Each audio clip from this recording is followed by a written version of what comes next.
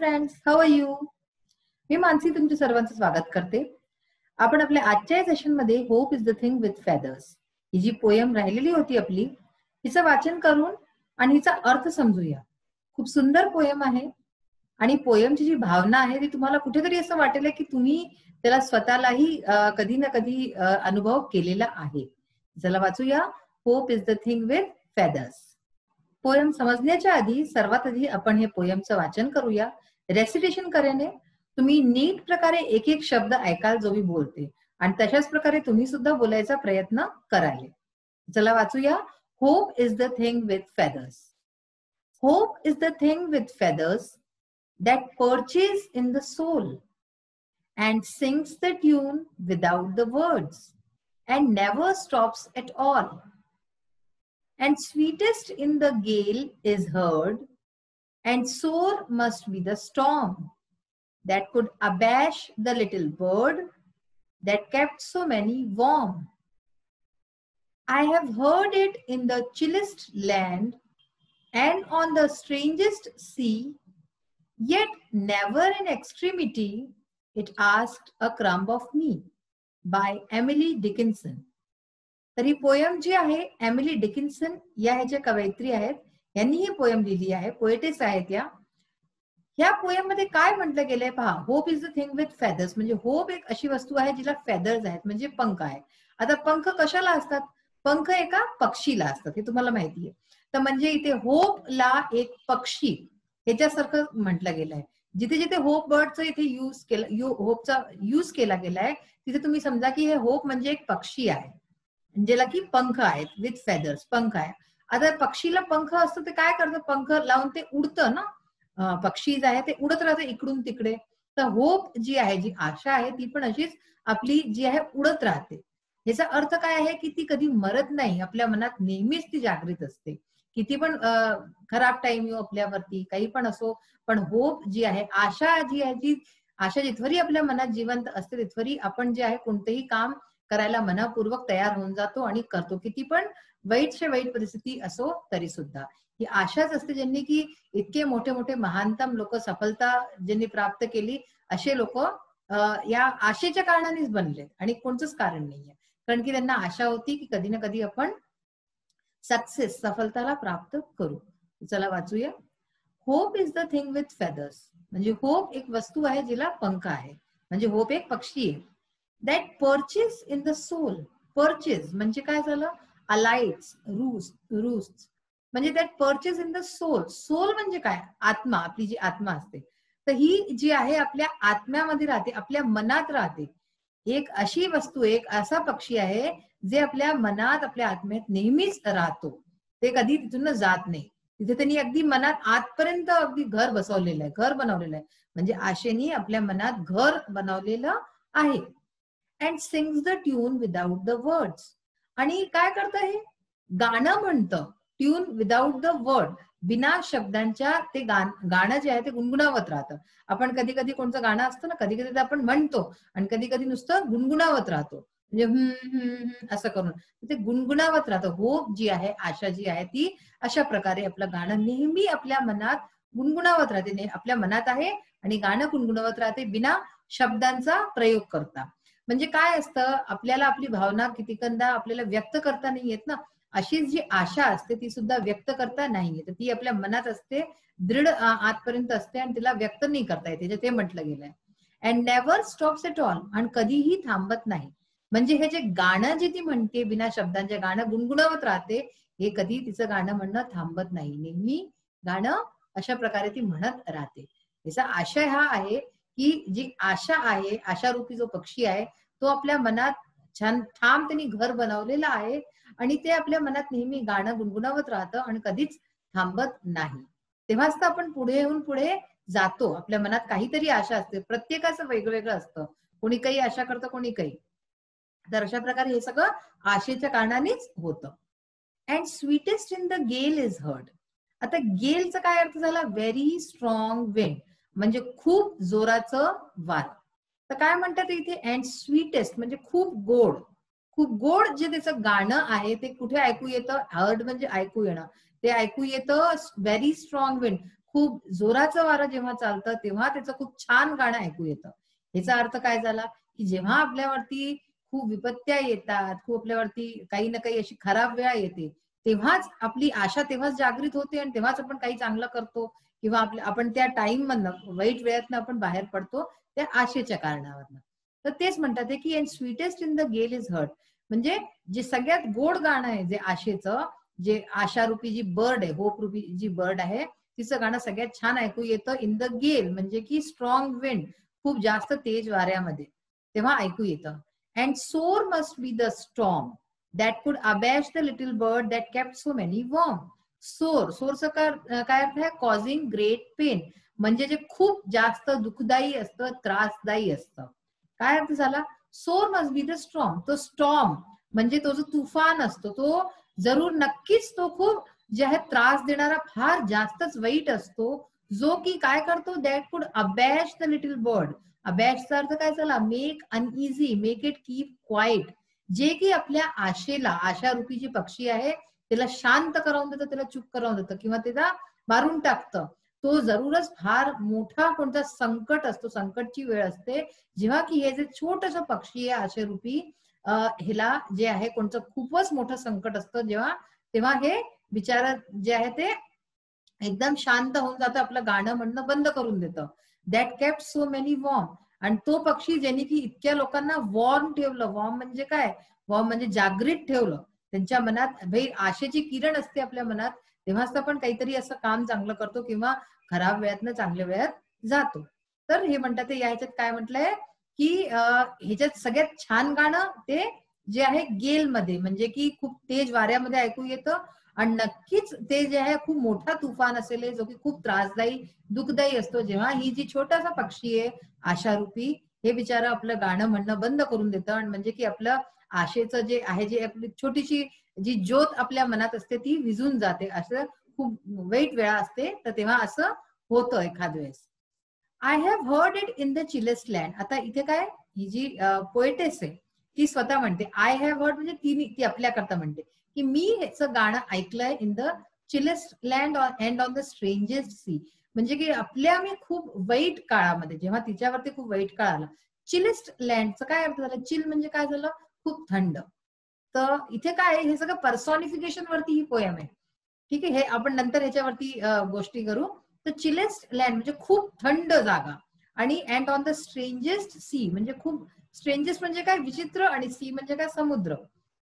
तर मी ह्याला जे आहे ऐकलं आहे इन द चिलेस्ट लँड, खूप थंड जागेवरती आणि खूप विचित्र समुद्रावरती. ह्याचा अर्थ हा झाला की ह्याला खूप मी आपल्या वाईट वेळ, जेव्हा तिच्यावरती वाईट वेळ आली होती किंवा तिने खूप डिफिकल्टीजचा सामना केला होता, तेव्हा तिने ह्याचं होपचं गाणं ऐकलं होतं, आशेचं गाणं ऐकलं होतं. म्हणजे तेव्हा तिच्या मनात ती आशा होती. Yet never in extremity it asked a crumb of me. पण तरी पण ती म्हणते की मी हे गाणं ऐकलं आणि तरी सुद्धा ह्यानी, इट म्हणजे काय झालं इथे? होप झालं. म्हणजे जी आशारूपी जी बर्ड आहे, हिने कधी पण माझ्याशी एक क्रम्ब ऑफ मी म्हणजे अगदी इतकं कणभर सुद्धा माझ्याशी कधी नाही मागितलं. इन एक्स्ट्रीमिटी, बहुत जास्त एक्स्ट्रीम कंडिशन होऊन जातात जेव्हा की खूप म्हणजे अगदी आपल्याशी सहन नाही होत असं, तरी सुद्धा आशा आपल्या मनात असते, पण ती आपल्याशी काही मागत नाही. तर हे म्हणतात ह्याच्यात हेच म्हणते की मी खूप आपल्या वाईट वेळेमध्ये, डिफिकल्ट सिच्युएशन्स मध्ये मी ह्याचं गाणं ऐकलेलं आहे, आणि तरी सुद्धा माझ्या वाईट वेळामध्ये किंवा खूप जास्त जे एक्स्ट्रीम सिच्युएशन्स होते त्याच्यात सुद्धा तिने माझ्याशी एक कणभर सुद्धा कधी काही मागलं नाही. तर हे अशा प्रकारची ही पोयम होती. 3 स्टॅन्झा आहे त्याच्यात, तुम्ही पाहू शकता 3 स्टॅन्झा, 4 लाईन्स आहे प्रत्येकामध्ये. आणि जे आहे खूप छान पोयम होती. ह्याच्यात जे आहे पर्सॉनिफिकेशनचा यूज केला गेलाय. पर्सॉनिफिकेशन काय असतं? एक जे आहे, जसे आपण वेगवेगळे आतापर्यंत वाचत राहिलो, एलिटरेशन आणि ऑनोमॅटोपोइया असे सगळे वाचत राहिलो, तशाच प्रकारे हे सुद्धा एक पर्सॉनिफिकेशन, एक जे आहे प्रकार आहे पोयमचा, ज्याने की त्याची जी आहे सुंदरता वाढते. आता आपण ह्याची एक्सरसाइज पार्ट एकदा बघूया. तुमच्या इंग्लिश वर्कशॉपच्या क्वेश्चन नंबर 4 तुम्ही जर बघाले पुस्तक उघडून, तर हा क्वेश्चन आहे हा. Find the phrases lines in the poem that mean the following. आपल्या पोयम मधनं आपल्याला असे लाईन्स काढायचे आहे ज्यांचा अर्थ हा निघतो. आता आपण बघूया काय आहे. Hope is a light delicate thing, म्हणजे होप एक हलकीशी आणि डेलिकेट म्हणजे खूप नाजूक वस्तू आहे. तर ही कोणत्या लाईनीवरनं कळतं? Hope is a thing with feathers, म्हणजे होप एक वस्तू आहे ज्याला पंख आहे, तर म्हणून ती नाजूक आहे आणि हलकी आहे. Hope offers comfort to your soul, म्हणजे की होप जी आहे तुमच्या सोलला, तुमच्या मनाला, आत्मेला जे आहे कम्फर्ट देते, आराम देते. तर हे कशावरनं कळतं? That perches in the soul and sings, तर जे की आपल्या सोलमध्ये, आपल्या आत्म्यामध्ये राहते आणि गाणे म्हणते. Hope is not a wordy thought, it is more like a feeling and emotion, म्हणजे होप जी आहे, आशा जी आहे, ही एक वर्डी थॉट नाही, म्हणजे की आपण तिला शब्द नाही देऊ शकत नेहमी. हे एक फिलिंग आहे, एक आपलं इमोशन आहे, भावना आहे आपली एक. हे कशावरनं कळतं? And sings the tune without words, हे मी तुम्हाला त्यावेळेस सांगितलंही होतं जेव्हा ही पोएम समजवली होती. In the most difficult times hope offers the greatest comfort, म्हणजे की खूप कठीण वेळ असली तर तेव्हा जी आहे होप, आशा जी आहे ती आपल्याला ग्रेटेस्ट कम्फर्ट देते, म्हणजे की खूप आराम देते. आपण आशावान जर असतो ना, तर आपल्याला असं वाटतं की नाही, सगळं बरं होईल, किती जरी आज वाईट आहे वेळ तरी उद्या चांगलं होईल. तर अशा प्रकारे आपल्याला काय देते? कम्फर्ट देते, ती आराम देते. अँड स्वीटेस्ट पासून घेऊन सो मेनी वॉर्म, हे जे 4 लाईन्स होत्या ह्याच्यामध्ये हीच गोष्ट म्हटली गेली आहे. Hope is not easily defeated, होपला, आशेला जे आहे आरामाने आपण हरवू नाही शकत. डिफिटेड म्हणजे काय? हरवणं, त्याला त्याच्यावरती जिंक पावणं, तर आपण त्याला डिफीट नाही करू शकत, हरवू नाही शकत. तर ह्याचं काय आहे? And never stops at all, म्हणजे की ती कधीच थांबत नाही. याचा अर्थ हाच असतो की ती कधी हारत नाही. Hope hope has given comfort to many people, म्हणजे की होपनी, आशेनी खूप लोकांना कम्फर्ट दिलेला आहे, आराम दिलेला आहे. That kept so many warm, या शब्द या लाईनीवरनं हे कळतं की ह्यांनी खूप लोकांना वॉर्म ठेवलं, म्हणजे की त्याचं गरमाहट दिली आहे, आराम दिला आहे. Hope lives on in very hard times, म्हणजे की होप, आशा जी आहे ती खूप कठीण वेळेतही राहते. Even when it gets nothing from you, जर तिला तुमच्याशी काही नाही मिळत तरी सुद्धा ती तुमच्यात राहते. Yet never in extremity it asked a crumb of me, हे जी शेवटली लाईन होती पोएमची, ही ह्याच्यात हेच म्हटलं गेलं ही गोष्ट. नेक्स्ट क्वेश्चन बघा. Write in a few lines about an experience of your own, म्हणजे की काही तुम्हाला लाईन्स मध्ये तुमचं स्वतःचा एक्सपिरियन्स, अनुभव लिहायचा आहे. Where you scored in your exams much more than you hope for, जिथे तुम्हाला एक्झाम मध्ये या कुठे असं जेवढे मार्क्स तुम्ही सोचले होते त्याच्यावर खूप जास्त मार्क्स तुम्हाला मिळाले. What did that experience teach you, अशा वेळेला अशी जी एक्सपिरियन्स झाला तुम्हाला, अनुभव झाला, तर ह्याच्याने तुम्ही काय शिकले? त्याचा आन्सर बघा. I could get much more marks in exams than I hope for and I was on the cloud 9, म्हणजे की मी जेवढे सोचले होते त्याच्यापेक्षा जास्त मार्क्स भेटले मला आणि मी अगदी खूप जे आहे खूप जास्त उंच, म्हणजे उंचाईवरती होतो, आपल्याला, मला छान वाटत होतं.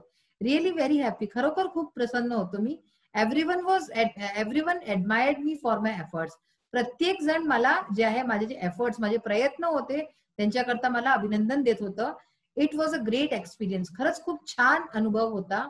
It taught me that if you hope for something heartily, त्यांनी मला शिकवलं, टॉट म्हणजे काय? शिकवलं, शिक्षा दिली, की जर आपण कोणत्या वस्तूची आशा करतो, हार्टिली म्हणजे मनापासून आशा करतो, अँड वर्क अकॉर्डिंगली, आणि तशाच प्रकारे जर काम करतो, आशा केली पण जर काम नाही केलं तर नाही बनेल ते काम, म्हणून तसं कामही केलं, यू कॅन अचीव एनिथिंग, तर तुम्हाला काही पण भेटू शकतं अकॉर्डिंग टू युअर होप, तुमच्या आशेच्या हिशोबे. अँड एक्सपेक्टेशन, जसं तुम्ही एक्सपेक्टेशन करता, आशा करता, तसे तुम्हाला मिळू शकतं जर तुम्ही आपलं हार्डवर्क द्याले, 100% द्याले.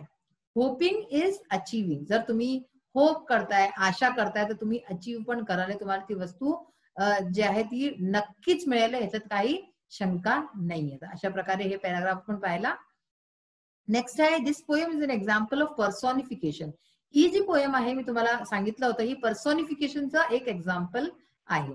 when we refer to inanimate objects, ideas, emotions as living things, जेव्हाही आपण कोणते इनएनिमेट म्हणजे की जे लाईफलेस वस्तू असतात, ज्याच्यात लाईफ नाहीये, अशा वस्तूंना, आयडिया, कोणचं आपला आयडिया आहे, कोणची भावना आहे, अशा चीजांना आपण लिव्हिंग थिंग सारखं, जसं कोणी जिथं जागतं आहे त्याला आपण अशा प्रकारे दर्शवतो. It is an example of personification, तर ते एक पर्सॉनिफिकेशनचं उदाहरण असतं. Here hope is portrayed as a little bird, इथे होप जी आहे, आशा, तिला एक छोट्याशा पक्षीसारखं दर्शवलं गेलंय. Describe it in your own word. So ह्याला आपल्याला आपल्या शब्दांमध्ये दाखवायचं आहे, सांगायचं आहे. तर बघूया आपण कसं करायचं. Hope in this poem is described as a bird sitting in our soul. Hope या पोएम मध्ये असं याला वर्णन केलं गेलंय जसं की ती एक लहानशी चिमणी आहे जी की आपल्या सोल मध्ये, आपल्या मनामध्ये, आपल्या आत्मेमध्ये बसलेली आहे. Here hope is a non living thing. इथे होप जी आहे, आशा आहे, ही एक नॉन लिव्हिंग थिंग आहे, ही जिवंत वस्तू नाही आहे. But it is described as a living thing bird. पण हिला जे आहे एक लिव्हिंग थिंग सारखं, एक म्हणजे की जागृत सारखं, एक चिमणी सारखं दाखवलं गेलंय, की आपण अशी कल्पना करू लागतो की खरंच ही एक चिमणी आहे जी की गाते, मनात बसलेली आहे. So it is the example of पर्सॉनिफिकेशन. म्हणून ही पर्सॉनिफिकेशनचा एक एक्झाम्पल आहे. Find other example of पर्सॉनिफिकेशन. आणि उदाहरण बघा याचे. The moon was laughing in the sky. हा जो लाईन आहे की चंद्रमा जो आहे तो आकाशात हसत होता. Here the moon is given the human quality of laughing. तर इथे चंद्रमेला हसताना असं एक उदाहरण दिलं गेलं आहे, जे की चंद्रमा हसत नाही पण आपण अशी भावना करतो की ते हसताय. तर अशा प्रकारे आज आपण पोयम वाचली. खूप सुंदर पोयम होती, जिचा अर्थही खूप छान होता. आशा जी आहे ती तुम्ही सुद्धा कधीच सोडू नका आपल्या मनातनं. आशा आहे तेव्हाच आपण जे आहे छान जगतो. आपण आशेच्याच कारणाने चांगलं पुढेपर्यंत जातो. या पोयमचे जे अनेक पार्ट्स आपण एक्सरसाइज शिकलो आज, ते तुम्ही नीट प्रकारे वाचा आणि समजा. आजचा आपला सेशन इथेच फिनिश होतो. नेक्स्ट सेशन मध्ये परत भेटूया. Till then bye. Have a nice day. Thank you.